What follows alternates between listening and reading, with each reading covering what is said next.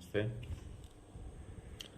నిన్న ఏబి వెంకటేశ్వరరావు గారు అంటే మాజీ పోలీస్ ఆఫీసరు వెంకటేశ్వరరావు గారు మాట్లాడింది నాకైతే వాస్తవం అనిపిస్తుంది.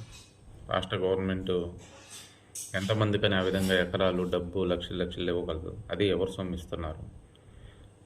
మానవతా దృక్పథం అని మాట్లాడుతున్నారు. ఓకే, కరెక్టే. మానవతా దృక్పథంతో సొంత డబ్బులు ఇవ్వండి.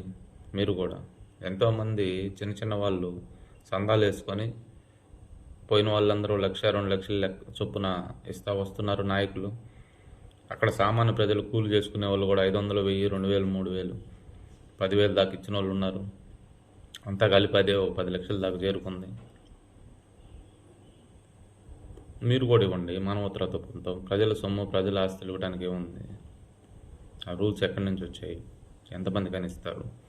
అదేవిధంగా ఎవడైతే నిందితుడు ఉన్నాడో వాడి దగ్గర కావాల్సినంత ఆస్తి ఉంది.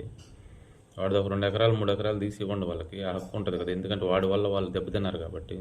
గతంలో ఈ విషయంలో నేను ఒక వీడియో కూడా చేశాను ఒక వారం క్రితం, చట్టాలు ఆ విధంగా వర్తిస్తాయా లేదా అనేసి. ఎందుకంటే ఎవరి ద్వారా అయితే ఏ నిందితుడి ద్వారా అయితే ఆ అవతల మనిషి బాధపడతాడు, ఇబ్బంది పడతాడు, కష్టాల పాలవుతాడు, ఆ నేరస్తుడిది ఏమన్నా ఆస్తులు ఉంటే జప్తు చేసి, ఫ్యాక్టరీలు కావచ్చు, పొలాలు కావచ్చు, ఏమైనా కావచ్చు, జప్తు చేసి వాళ్ళకి ఇచ్చేదానికి చట్టాలు వర్తిస్తావా అని నేను వారం క్రితం వీడియో పెట్టాను. నాకైతే ఏబి వెంకటేశ్వరరావు గారు మాట్లాడింది కరెక్ట్ అనిపిస్తూ ఉంది.